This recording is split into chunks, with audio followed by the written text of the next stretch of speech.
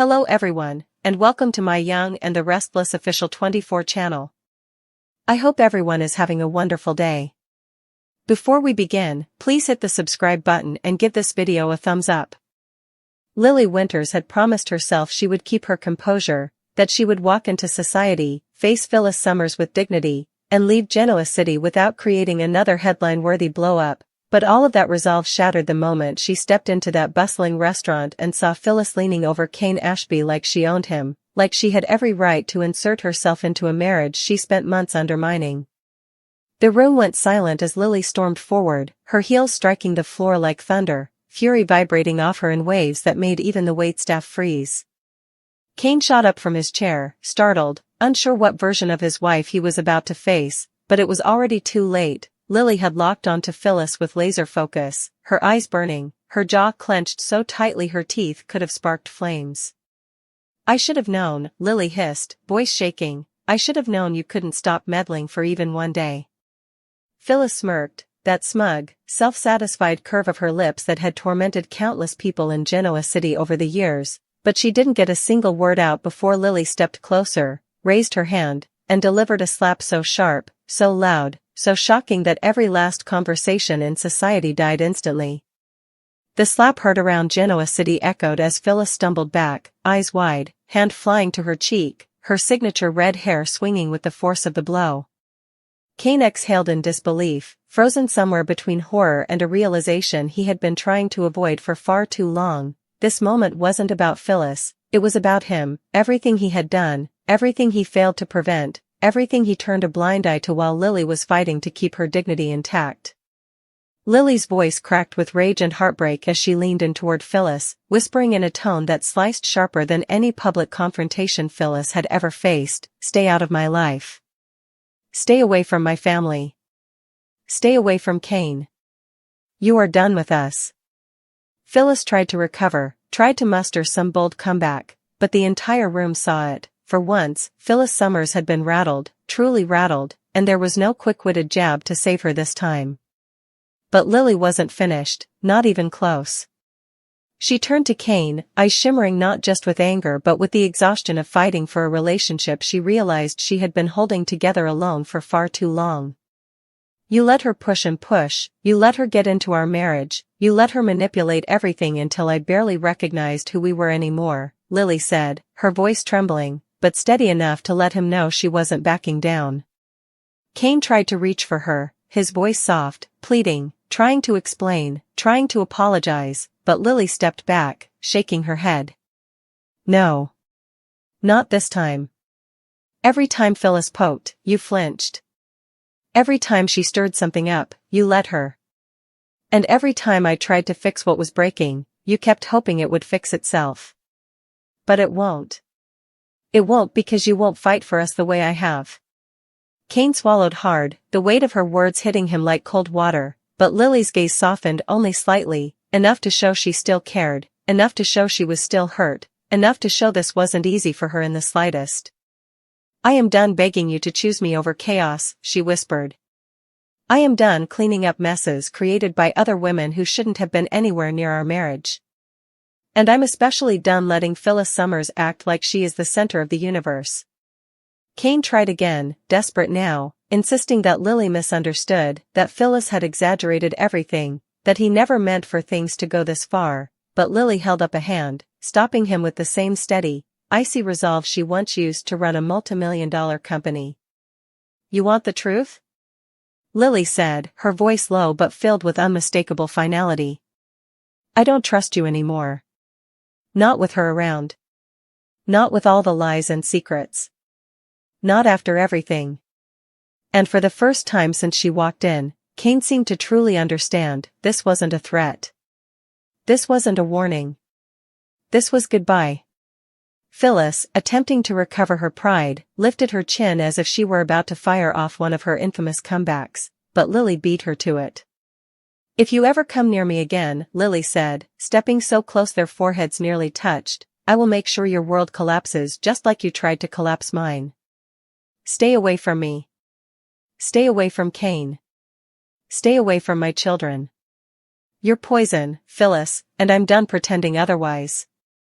Phyllis sputtered, tried to defend herself, tried to rewrite the narrative like she always did, but Lily wasn't having it. "Don't you dare twist this," she warned, eyes blazing.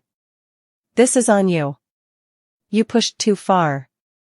You meddled too much. And now you get exactly what you wanted, chaos. Congratulations." Phyllis looked rattled in a way no one expected, genuinely shaken, her ego bruised, her confidence cracked. Society guests exchanged stunned glances, unsure whether to intervene, applaud, or duck for cover, but Lily didn't care. She had one final mission before she walked out of Genoa City for good. Turning back to Kane, she stepped closer, her voice suddenly softer but heavier with meaning. "I love you," she admitted, because Lily Winters had never been a coward. "I loved you enough to forgive the unforgivable. I loved you enough to rebuild what you broke. I loved you enough to pretend that everything was fine even when it wasn't. But loving someone doesn't mean destroying yourself to keep them comfortable." Kane's throat tightened, and for a moment, it looked like he might break down right there in front of everyone. His voice cracked as he whispered her name, but Lily reached up, pressing her fingers to his lips gently. "No. Don't make promises you can't keep. Don't tell me you'll change. Don't tell me Phyllis is out of your life. Don't tell me you'll protect us from her madness. You had 1,000 chances. I begged you to step up. You didn't." Tears filled Kane's eyes, and the raw pain in his expression almost made Lily falter, but she had already made her decision. "I'm leaving Genoa City," she said, and the shock that rippled across Kane's face was immediate and overwhelming. "I need a fresh start. I need peace. I need to remember who I am without constant chaos swirling around me." Kane tried again to reach for her, but Lily stepped away, shaking her head once more. "Kane, you need to figure out who you are without relying on me to fix everything. Maybe one day you'll understand why I had to do this." Phyllis, who had regained only a shred of her bravado, attempted to interject with a shaky, "You're being dramatic," but Lily whirled back around, her eyes blazing with a warning so fierce that Phyllis visibly recoiled. "Say one more word," Lily whispered, "and I swear the next slap won't be just a warning." The room collectively exhaled when Phyllis fell silent, finally understanding she'd pushed someone too far. Lily turned away, smoothing her jacket, gathering what dignity she had left after months of emotional exhaustion, betrayal, and manipulation she never asked for. She grabbed her purse from the back of a chair, took one last look at Kane, and whispered, "Take care of yourself, and please, don't let her drag you down any further." Kane's expression collapsed, guilt and regret contorting his features as he realized, truly realized, he was losing the woman who had stood by him through affairs, scandals, lies, heartbreak, rebuilds, and reconciliations most couples would never survive. Lily walked toward the exit, shoulders squared, chin held high, every step a declaration that she was reclaiming her life. People parted like she was royalty, watching with silent respect as she approached the door, but just before she pushed it open, she paused, glanced back one final time, and delivered the sentence that would haunt Kane for the rest of his life: "If you ever want to earn your family back, you're going to have to learn how to protect it first." Kane stood frozen, devastated, Phyllis still stunned and rubbing her reddened cheek, the entire restaurant breathless from the emotional hurricane that had ripped through it. And with that, Lily Winters stepped out of society, out of the drama, out of Genoa City, leaving behind a world that had taken more from her than she ever got in return, leaving behind a husband who only realized her worth as she walked away, and leaving behind Phyllis Summers, who for once couldn't talk her way out of the humiliation burning across her face. It was the end of an era, the start of a new one, and the slap, that unforgettable slap, would be replayed 1,000 times in whispers, gossip, and legend across Genoa City, marking the moment Lily Winters chose herself, and walked away from the chaos once and for all. Outside society, the brisk Genoa City air hit Lily like a shockwave, cooling the fire that had burned inside her moments earlier but doing little to ease the ache spreading through her chest. Her hands trembled as she pushed her hair out of her face, adrenaline still flooding her system, but she forced herself to take a steadying breath because she knew if she didn't center herself now, she might collapse under the weight of everything she'd bottled up for far too long. Behind her, through the restaurant's glass doors, she could still see Kane standing there, frozen, devastated, haunted, while Phyllis hovered near him, rubbing her cheek and glaring at the exit like Lily had no right to strike her, like Phyllis Summers had never pushed anyone to their breaking point before. Lily's eyes narrowed when she caught one final glimpse of Phyllis opening her mouth as if she were about to follow her outside and deliver some dramatic speech, but Kane reached out, grabbing Phyllis's arm with a silent warning that she had done enough damage for one night. Lily didn't linger. She refused to let herself give even one more second of her emotional energy to either of them. She walked away, her heels clicking on the pavement with defiant purpose as she headed toward the parking lot, determined to breathe, to calm down, to reclaim her sense of control before the entire night swallowed her whole. But inside society, the storm Lily left behind was only just beginning. The moment the door swung shut, the restaurant erupted into anxious whispers. Eyes darted between Kane and Phyllis as customers tried to piece together what they had just witnessed. Some were Team Lily, nodding with approval, whispering things like she deserved that slap, and Phyllis finally got what's been coming for years, while others muttered about the spectacle, the drama, the unpredictability of the Winters Ashby marriage. Kane, chest rising and falling with uneven breaths, pressed a shaky hand against the back of a chair, his legs nearly buckling beneath him as the reality of what had happened hit him with full force. His wife, his patient, forgiving, resilient wife, had walked away. Left him. Not in anger for the night, not for space, not for a dramatic cool-off. She had left Genoa City. Left him. Left everything. And worse, she left because of a mess he should have stopped, a boundary he should have enforced long before things spiraled this far out of control. Phyllis, still nursing her cheek with theatrical flair, broke the silence first. Well, she snapped, voice dripping with indignation and wounded pride, that was completely unnecessary. Kane's head snapped toward her so fast it nearly made him dizzy. Unnecessary, he repeated, his voice sharp enough to cut glass. Phyllis, you've been inserting yourself into my marriage for months. Phyllis recoiled, not because she didn't expect backlash, but because she didn't expect it from him. Don't you put this on me, Kane Ashby, she shot back. Your marriage fell apart long before I walked into the picture. Kane stepped toward her, jaw tight, voice low. You pushed and pushed, knowing Lily was hurt, knowing she was vulnerable, knowing she was trying everything she could to hold on, and you made every situation worse. You knew what you were doing. Phyllis scoffed in disbelief. Oh, please.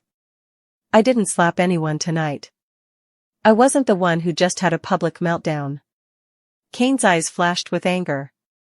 You provoked her. You lit the match. Phyllis huffed, crossing her arms. She needs to control her temper. That slap was uncalled for. Kane leaned in, voice deadly calm. You should be grateful that's all she did. For once, Phyllis Summers didn't have a comeback. Meanwhile, Lily reached her car, but she didn't unlock it immediately. She leaned against the hood, shoulders shaking as she released a breath she'd been holding for what felt like years. She didn't cry, she refused to give tears to something she had already survived, but she let herself feel the heartbreak, the exhaustion, the sharp relief of finally ending a chapter that had drained her soul. She pulled out her phone, staring at the blank screen, knowing there were calls she needed to make before she left town. Devon. Nate.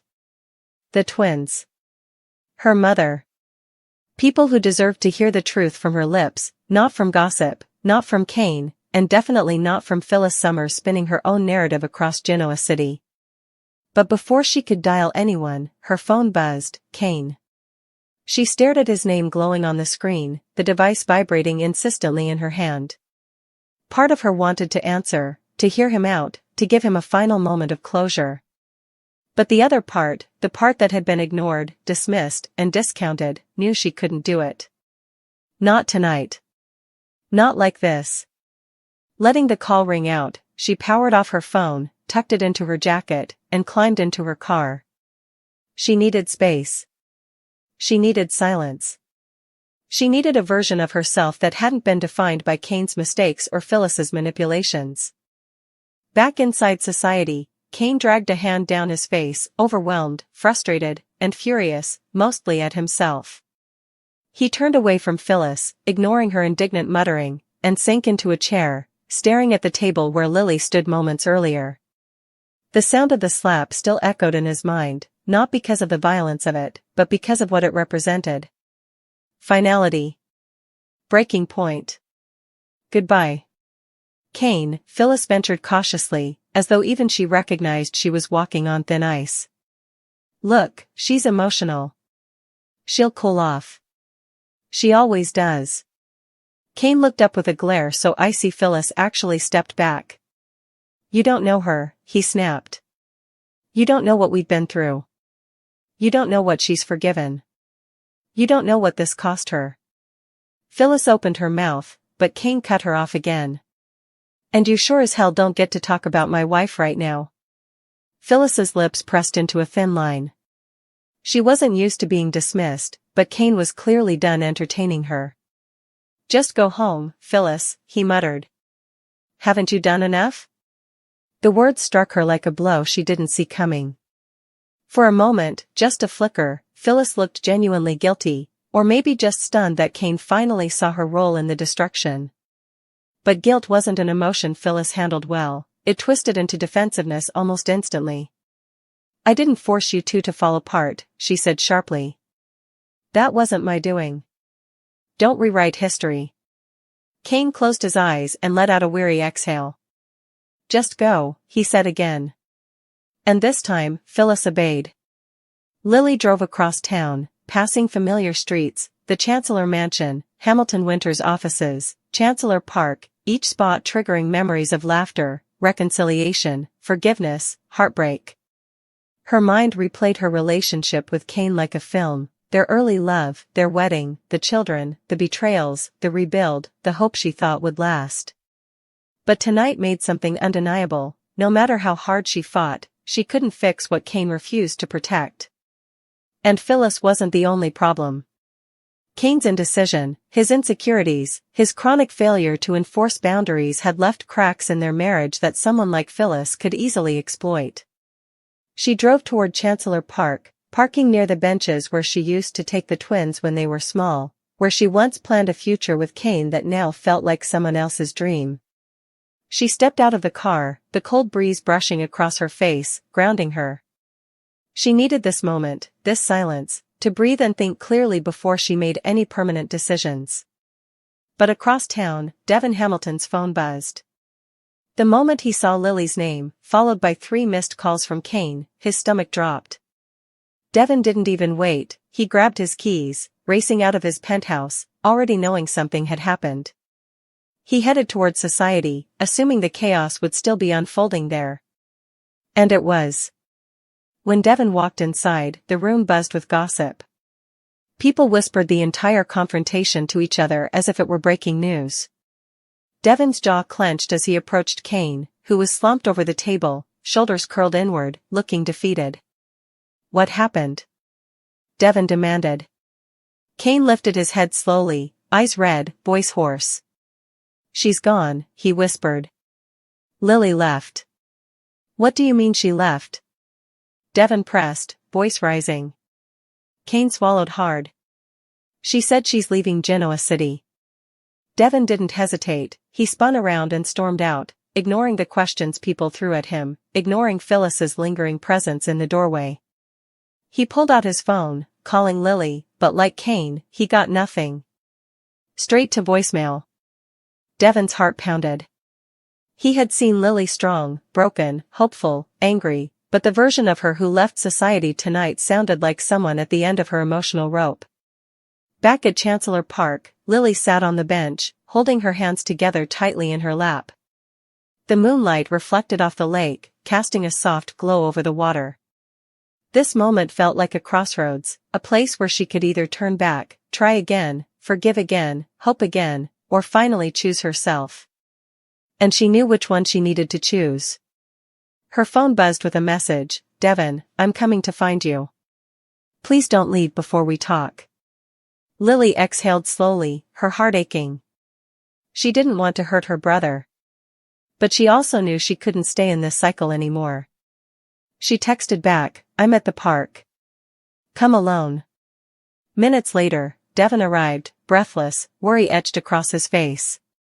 When he saw Lily sitting there, staring at the water, he sat beside her instantly. "Talk to me," he urged gently. And Lily did. She told him everything, how long she'd been struggling, how deeply Kane's indecision cut her, how Phyllis pushed her past her breaking point, how the slap was only a small fraction of the storm she'd been holding inside. Devon listened, absorbing every word, nodding, supporting, comforting. And when she finally said the words out loud, "I'm leaving Genoa City," Devon closed his eyes, fighting tears, but he understood. He hated it, but he understood. "You deserve peace," he said quietly. "And Kane needs to figure out who he is without relying on you to fix everything." Lily leaned her head against his shoulder as they sat there, two siblings bound by love and loyalty, knowing that the next chapter would come with its own heartbreak, and its own healing. By the time Lily drove home, she knew what she would do. She packed her bag slowly, intentionally, reclaiming her identity with every folded shirt and zipped compartment. Tomorrow morning, she would leave. Not forever, not dramatically, just for herself. And across town, Kane sat alone in the dark, staring at his phone, replaying every moment of the night, every chance he'd missed, every time he let Phyllis's chaos come before Lily's peace. It hit him like a blow. He had pushed Lily away one compromise at a time, until she finally walked out the door. And this time, she wasn't coming back. The night in Genoa City felt heavier than usual, as though even the sky sensed something monumental was shifting.